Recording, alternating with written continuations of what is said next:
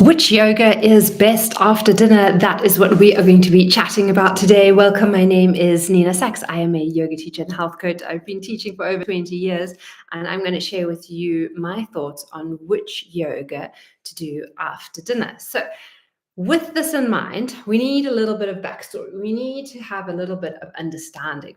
And let's go into the world of Ayurveda, where we look at the qualities. So if you know anything about Ayurveda, you will know that there are three doshas. You've got the Vata, the Pitta, and the Kapha. The Vata is made of earth, the air and ether. The Pitta is made up of fire and a little bit of moisture, so the water, and the Kapha is made up of earth and water. And so when we have a look at Ayurveda, we know that at different times of the year, and the seasons, that certain doshas are a little more pronounced. The same with certain times of the day, certain doshas are a little bit more pronounced. So generally, the time from sunset till about 10 p.m., that in Ayurveda we call the Kapha time of day. And it's the same as kind of like sunrise till about 10 a.m.-ish.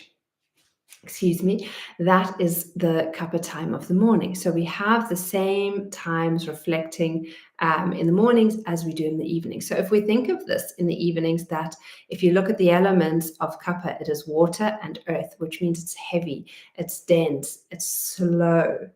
It's also very cohesive, and things kind of like joining in, combining. And so in the evenings, that is a natural state of our environment around us. It's also the natural state of our energy, where things are slowing down. They're becoming cooler. They're becoming a lot more dense. And so that is more of the quality we want to create at night, so that when we are in bed at 10 o'clock, that we can then fall asleep and stay asleep.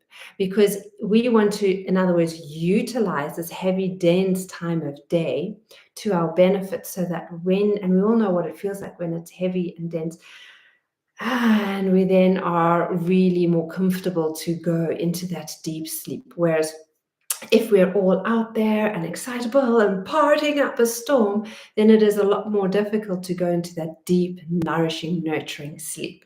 And so having this understanding of this concept of these concepts of Ayurveda, of the Kapha time of day, means that we can then understand which type of yoga is more useful for us in the evenings, because we want a yoga that is actually going to help us create more of this energy to help us fall asleep.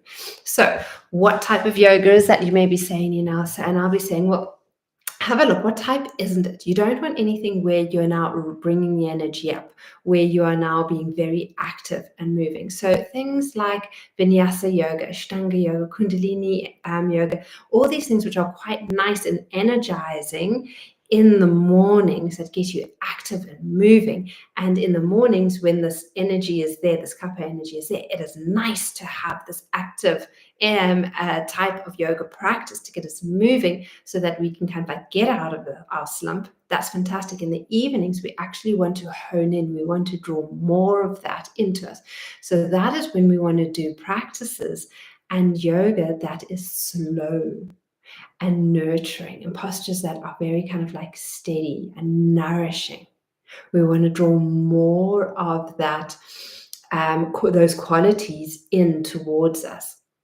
So that's where you can think of like maybe really nice restorative yoga, maybe nice yoga nidra, nice slow, long, deep pranayama practices.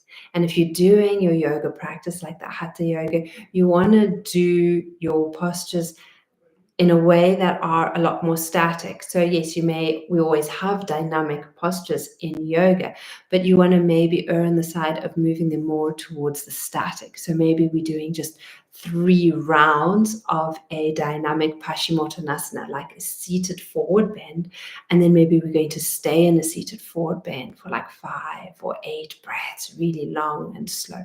And that's going to help us bring our energy down.